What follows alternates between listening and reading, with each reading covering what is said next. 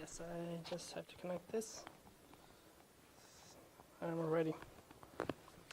Yes, thank you, Saika, for having me, and thank you guys for coming to my talk. So as Saika said, that I will be talking about probing neutron stars with long-duration X-ray bursts.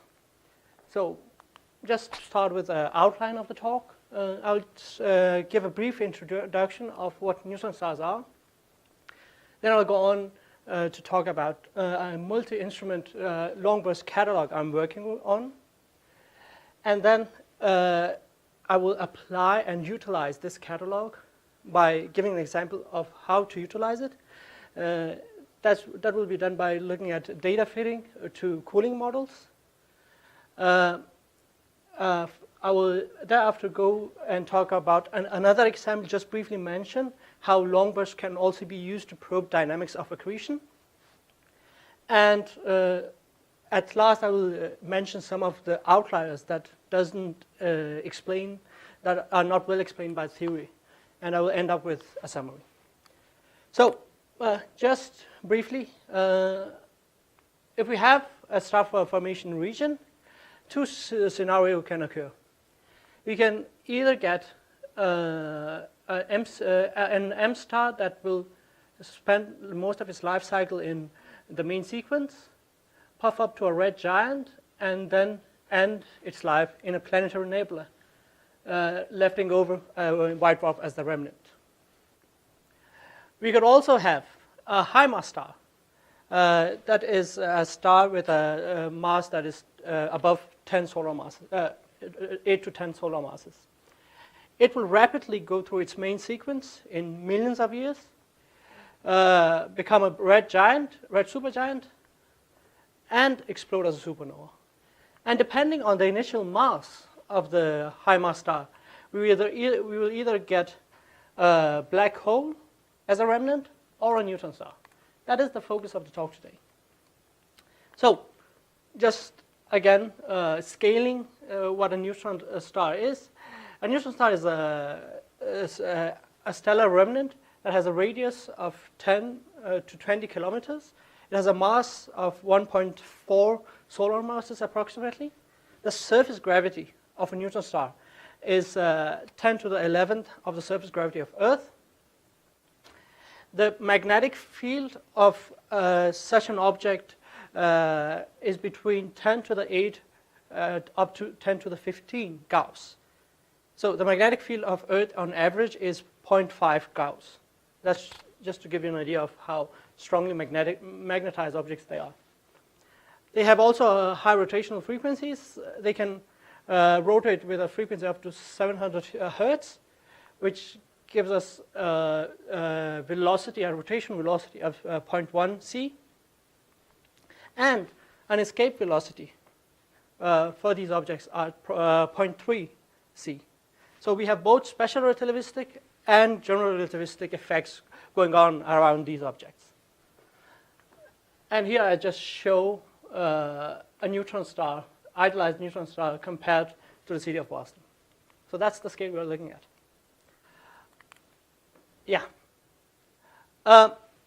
The objects, the types of neutrons that we are interested in are those that appear in a binary system.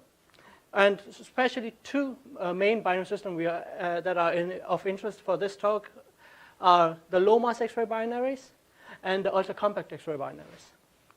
The low mass X-ray binaries are characterized by the donor star being late K or M type star, which with a mass of 1 solar masses or below. They are evolved, so they are filling their Roche loop, and there's a mass transfer going on through their Roche loop. Around the neutron star in these binary systems, we create accretion disk because of the mass transfer from the donor. And there are a couple of millisecond pulsars that are low mass X-ray binaries. The ultra compact X-ray binaries are characterized by that their donor star is a white dwarf. They also have mass transfer through their Roche loop overflow. The most significant part of these systems are that they have really small periods. So below 80 minutes, and they also have an accretion disk. Yeah. So just to visualize what long bursts are, here we see an animation of an actual data set that was observed by RxE. So it will start again in loop, I think. So what we see here, let me rewind. So what we see here that the neutron star is accreting matter from its donor, and at a certain moment, the conditions are right enough that we have a flare. This flare is predominantly, the emission from this flare is predominantly in X-rays. So if we look at it in more detail, we can use this diagram here.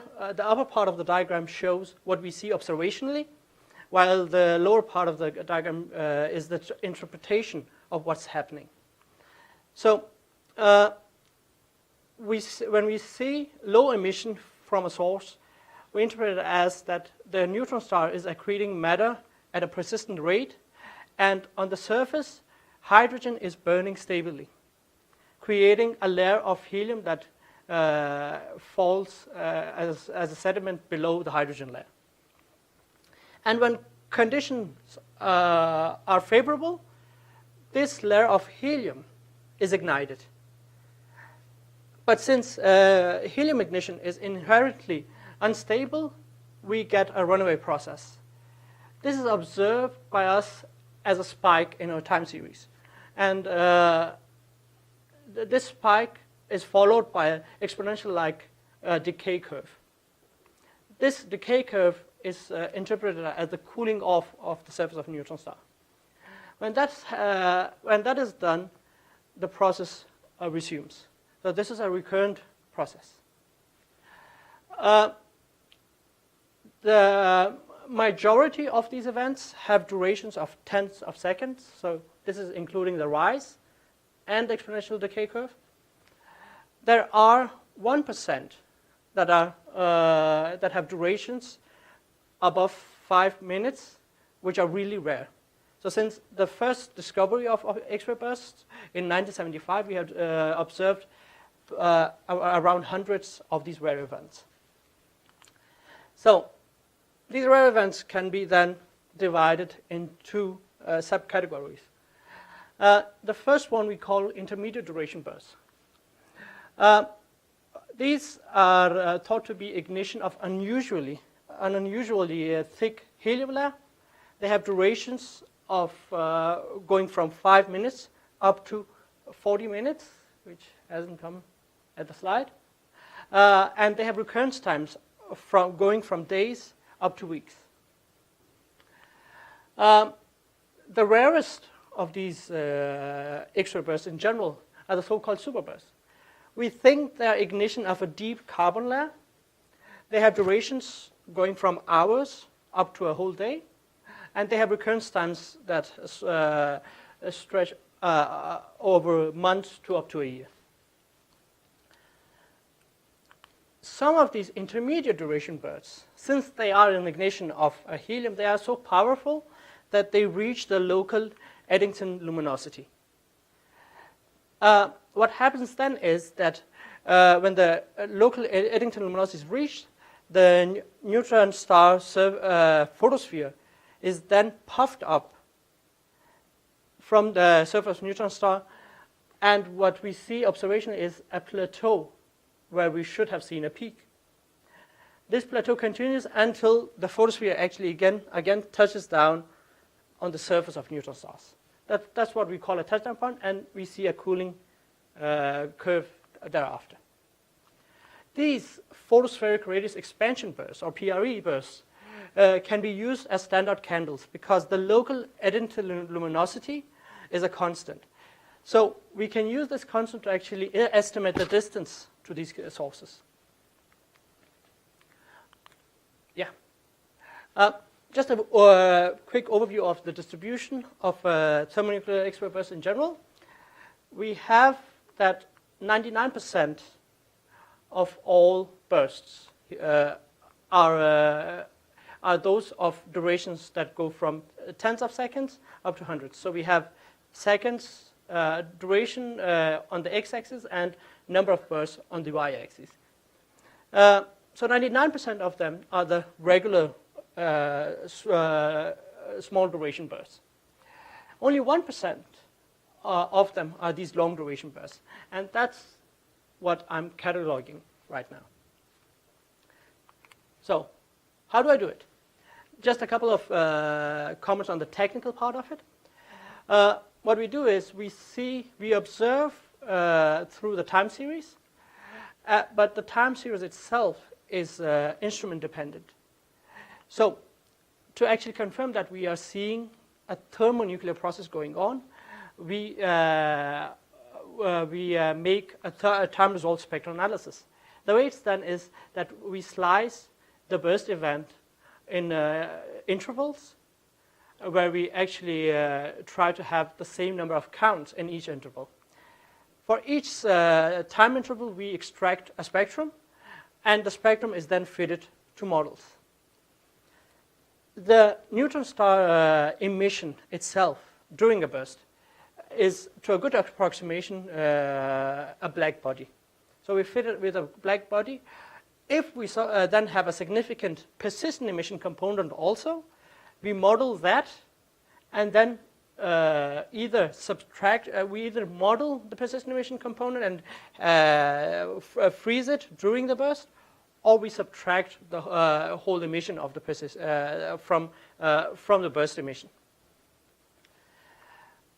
When we have done that, then we get some parameters. First of all, we get a bolometric light curve, which is not instrument dependent. The second is we get a quote for the effective duration of the burst event.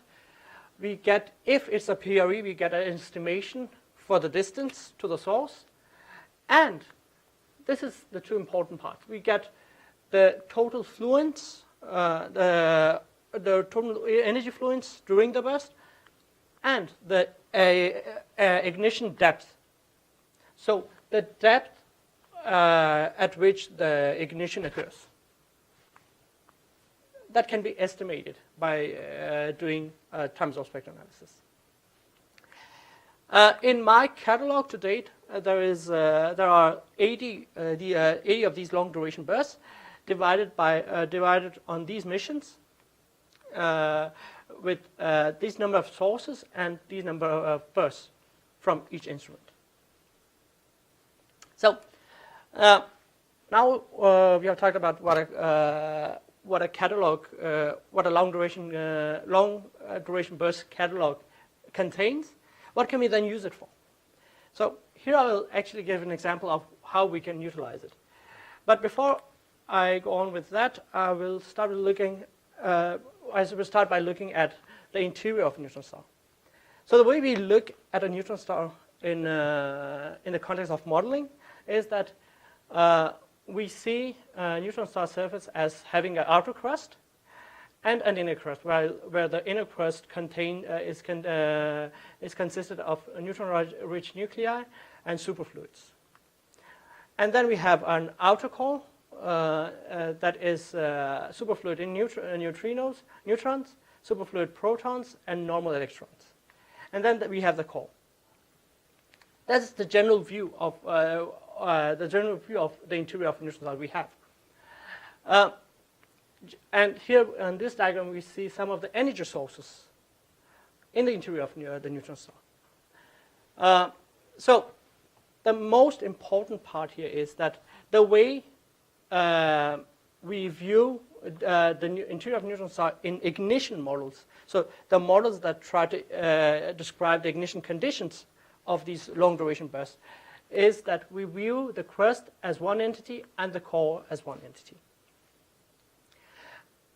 And what we are trying to, the main mystery and the biggest question right now is to find the shallow heating source that will actually ignite our deep layer of carbon that is needed for our superburst. So one of the main mysteries are that we don't actually know how this deep layer of carbon is ignited. We have the current models that model the core and the outflux of the core. The heat flux outwards from the core is not sufficient enough to actually ignite a deep layer of carbon. So another shallow heating source is needed.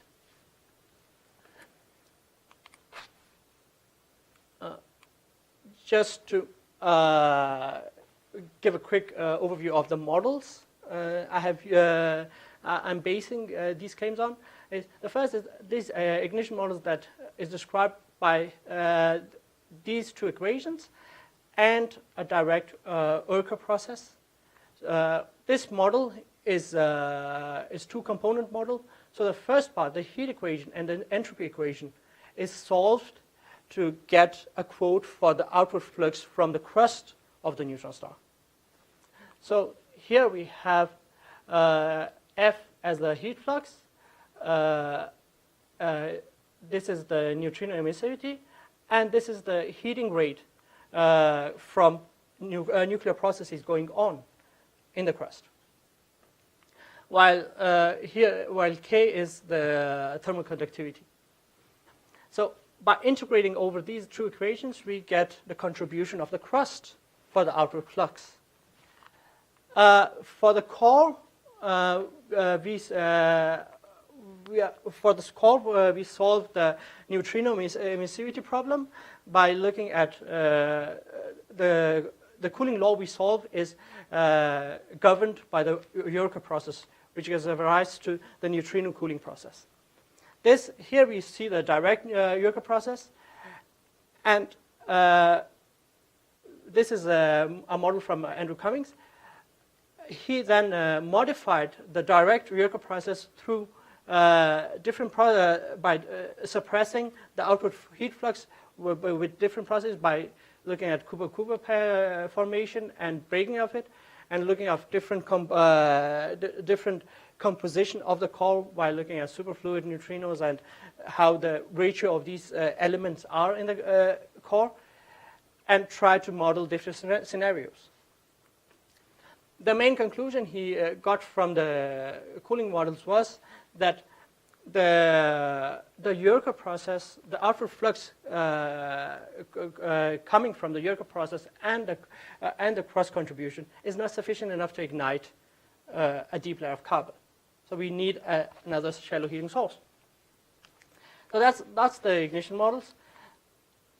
The way we observationally can connect our observational data to the ignition models is through these cooling models, because it's the cooling models that actually gives us some observables we can work with. The cooling model is just solving this entropy equation, where we get the time scale for the cooling, which is dominated by the iron fraction and the rate of electron to iron collision. And plotting this cooling time in this expression, we get our observed flux. From this model, we have three parameters that are free, which is the energy per gram released in a burning process, the ignition depth, and the distance to the source. These models are from the early 2000s. The cooling models have since been modified. So just to show how they are modified, here we have plotted a bolometric light curve of superburst from the source 4U 1636-54.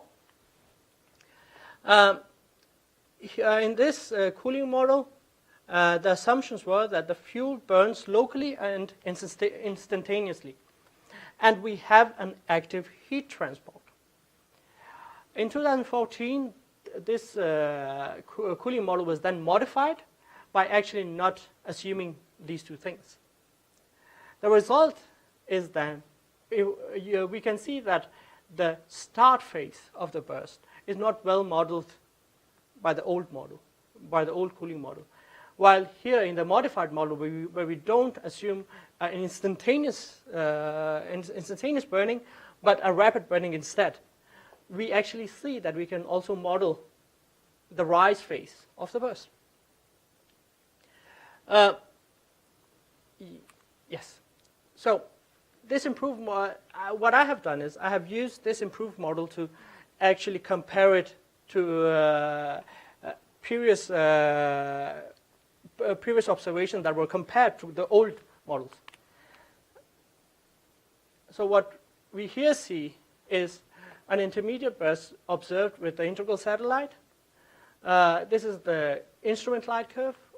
Here we have the blue line is the numerical light curve obtained using the cooling model, and we have the fitted data here. So just to say that the new modified models, what they do is they fit the rise part also, but what they also do is that they give us some indication of that what previously was assumed, that we have an instantaneous and total burning of a helium layer up to iron. It's not the case. So in the previous model, it was assumed that by having a thick layer of helium, we will get an energy release per gram that is 1.6 times 10 to the 18 ergs per gram. The value for the energy release per gram I get from my fitting process is 0.447 times 8 to the 18 ergs per gram. So it indicates that the helium is not burned all the way to the iron group. The modified models also gives us a view to actually look at the thermal evolution radially. So by having a layer that is not a fuel layer that is not burning instantaneously, but instead rapidly, we get a thermal profile because of the burning, which is then assumed to be the initial condition for the cooling phase. So this thermal profile, we have depth here into the Neutron and temperature here. This cooling profile, this temperature profile comes from the burning of the layer. So this term. Then we can actually, from the new model, see the evolution of these of this thermal profile during the cooling phase also. So I think I have a video here. So it's from the same burst I showed before, where I had fitted the data. We see, if we look at it again, we see how the thermal profile evolves during the cooling phase of the burst. So now to compare with compare the new modified model to some results from the obtained from the old model. Here we see here, the main focus here is this burst here.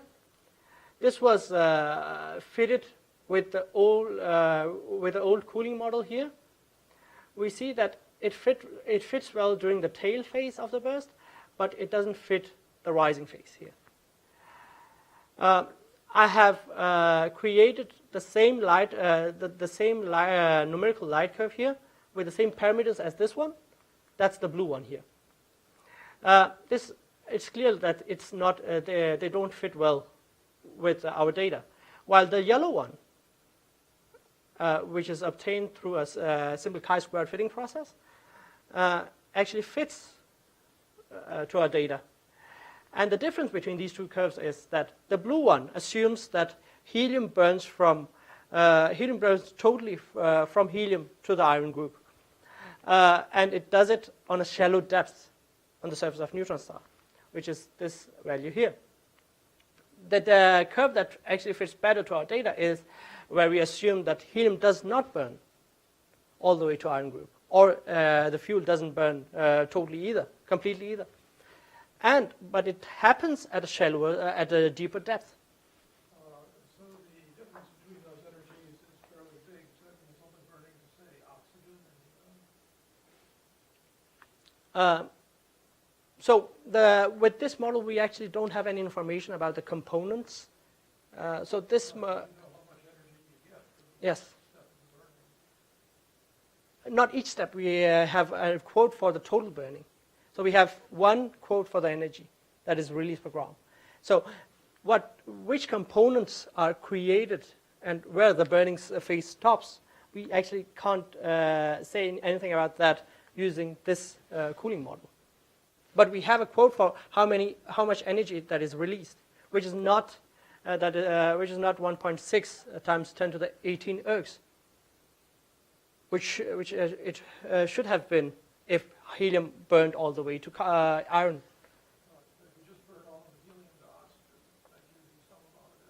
Yes, true. The reason I'm a bit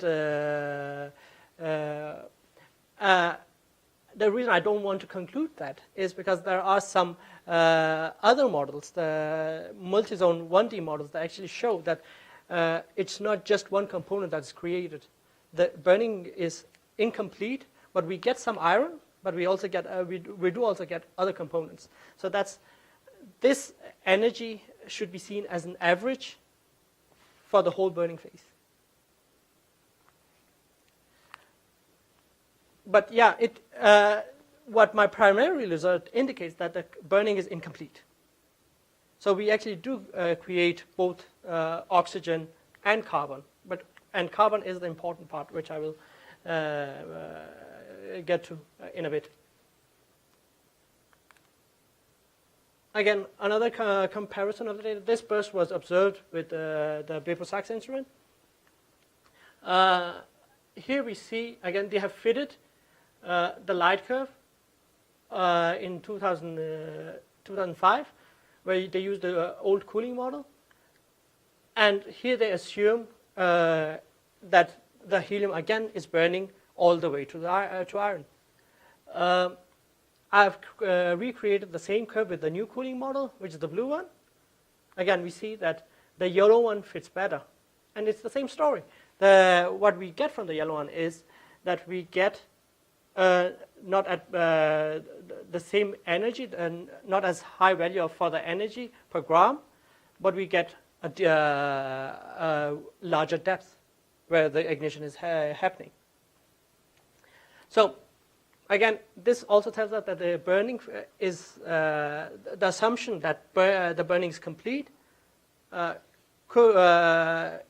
may be not the whole story. So what I'm doing currently is I am in the process of creating a model grid of 20,000 cooling models. These 20,000 cooling models will then be used applying Markov chain Monte Carlo methods to improve the parameter estimation. So, because as we saw that the difference between the parameter values is not that big, so we need a good estimation for the parameter values. So this feedback loop just shows that what I'm doing right now is comparing my data to some cooling models, which will then refine our ignition models. Yeah, so that was one way to utilize the catalog of long bursts we are working on. Another way to utilize the long burst catalog is to look at accretion dynamics during the burst events. So again, a couple of comments on the technical part of it. So the way we get any information about the accretion emission during a burst event is by having some previous information of the persistent emission. So previous to the burst, we should be able to detect the source well enough so we can model the persistent emission.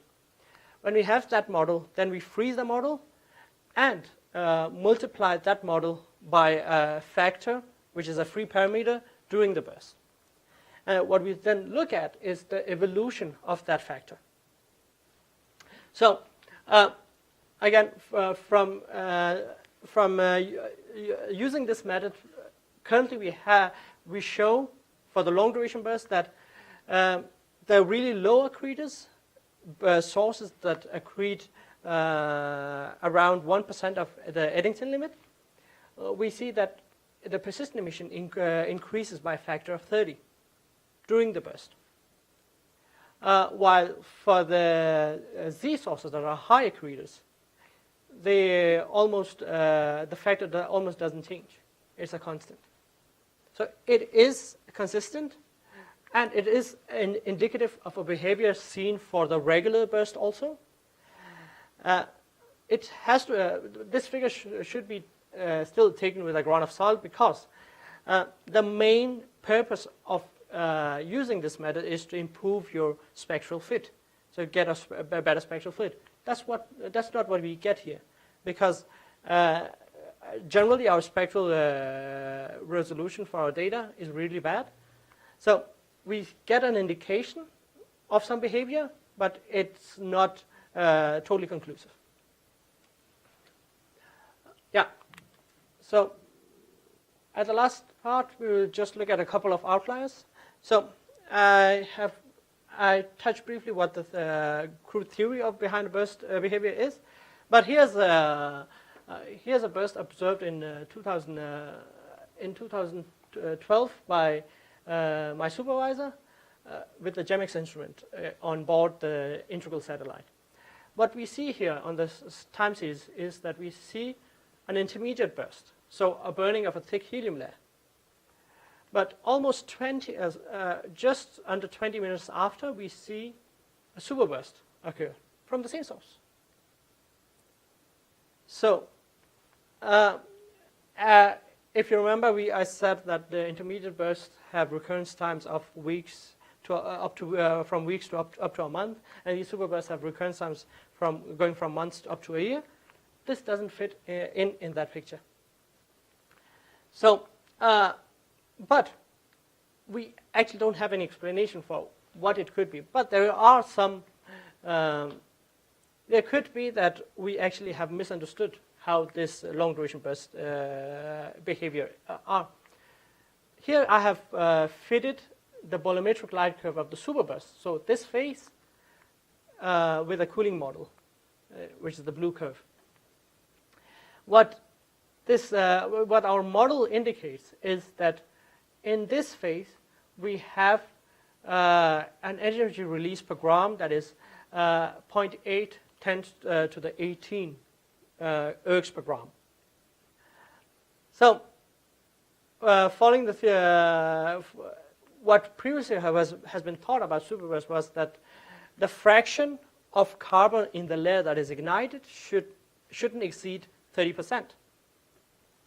So, but here, by looking at the energy, that indicates that a fraction of carbon in that layer that is ignited is up to 80%. But when we have this intermediate burst, that could be an explanation for the high value of carbon fraction. Because we have an intermediate burst, which I showed in previous curve, that plots that doesn't burn helium all the way to iron. It actually creates some other products that could be carbon. So if we create a lot of carbon here and then have a superburst afterwards, that could explain this high value of carbon fraction in our superburst. But again, this is not conclusive. Also based on the quality of the data, the spectral quality of the data, which is poor. So more work, more observation of these types are needed, and more work on the modeling part is also needed. But again, the main, So another outlier, yes. Another outlier is the source SLX 1744-299, which has been categorized as an ultra-compact X-ray binary candidate. That's why it's in quotes. But it shows some peculiar bursts, peculiar by the sense that, as I started with saying, that the cooling curve should be exponential-like. That's not the case for these bursts. We have this plateau in all in these 3 bursts from this source, but all the bursts from this source, which there are 7 of, show this plateau or the double peak. We have actually we have not a good idea of what is going on, but it could but incomplete burning in the first phase could also explain this double peak. There could be an explanation for that. Looking at the time resource spectrum analysis of these bursts, we also see that it is not a PRE, because a PRE should actually will have a decoupling between the radii of the burst and the temperature. So whenever, as I told you, a PRE is where the photosphere of the neutron star is expanded, so you will get a really high radius for a black body. But at the same time, you will get a really low temperature. So this decoupling should be evident when we do a time resource spectrum analysis. This is not the case here. We actually see that more the plateau is evident in our time resource spectrum analysis. So there is an extra burning going on, indicated from our time resource spectrum analysis. Again, furthermore, since it is ultra-compact binary candidate, it should be inherently hydrogen poor. But we see a prolonged tail for this burst specifically. This tail actually continues in the next pointing of the instrument also, but I have excluded that because of the noisy data. But this prolonged tail observationally is an indicator of the rapid proton process going on, which occurs when you have a significant fraction of hydrogen in the photosphere, ionized photosphere. So when you have a burst, you will prolong the burning because the products of this burning phase will capture these ionized hydrogen, ionized hydrogen, and then to go above iron group, produce products above iron group. But again, this source should be hydrogen poor. So we see a behavior of hydrogen-rich source and a double peak. Yes. So in summary, a sample of 80 long-duration bursts have been systematically analyzed to create a multi-instrument long-duration burst catalog. A statistical sample of this size is actually crucial to compare to our cooling models, which will then refine our ignition models, because we can constrain specifically these 2 model parameters. Our primarily results show that the previous assumption of a complete burning of helium to iron maybe is not the case. And it also shows that the carbon needed for a superburst could actually stem from these intermediate bursts, where the carbon is not destroyed through the RP process. Then a multi-instrument long burst catalog is can also be utilized to actually probe the accretion dynamics of these binary systems. At last, there are some outliers in this sample of 80 bursts that aren't well explained by the current theory. So that was it. Thanks for listening. Question? How many of the 80 are outliers? Around 8. Yes. 10%? Yes.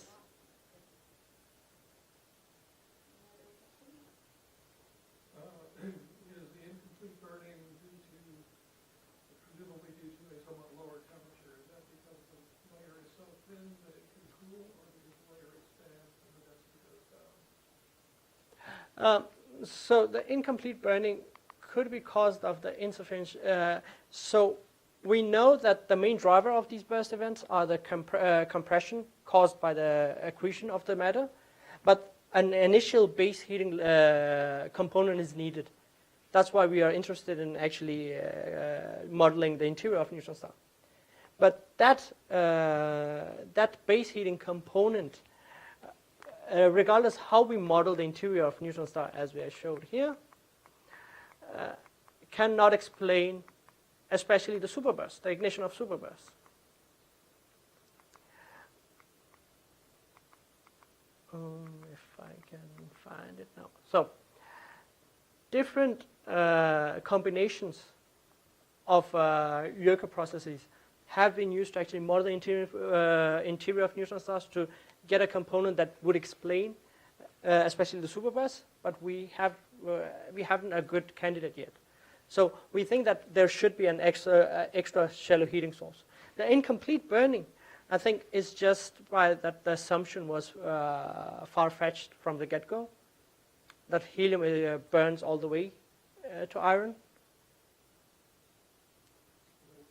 Seemed fairly close at one of the ones you showed.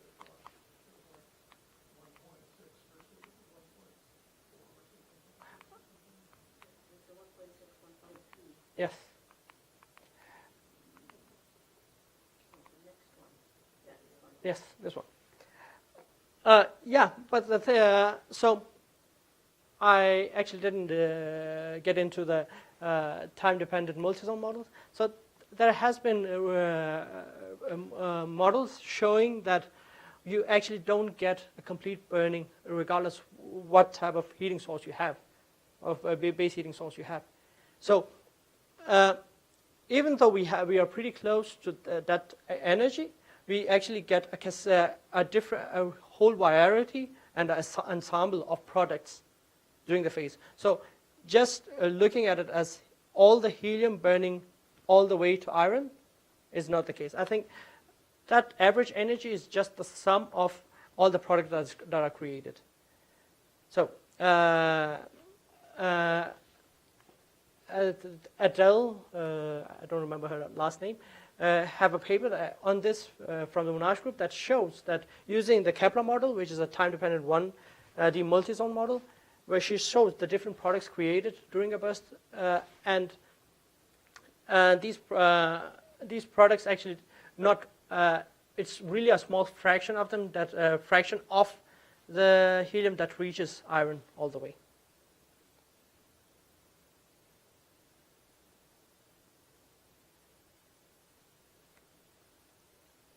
What's the difference between the dashed line models there and the colored models here? So these two are for two different depths. So this is for 7 times 10 to the 9th grams per square meter, centimeter, while this one is 9 times 10 to the 9th grams per square meter. So with different depths. And they conclude that this one fits better, and which it doesn't with the newly the modified cooling models.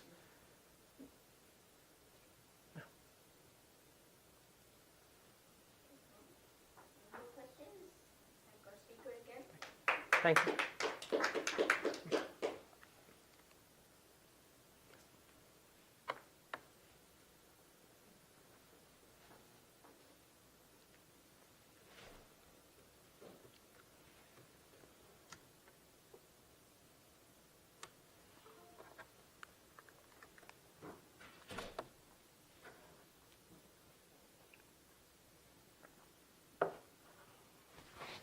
Let's see if Josh is in. He may not be in, he tends to travel a lot. And basically, I think since the passing of Jeff McIntosh, Josh and I are the only people who still have self-interest in extra.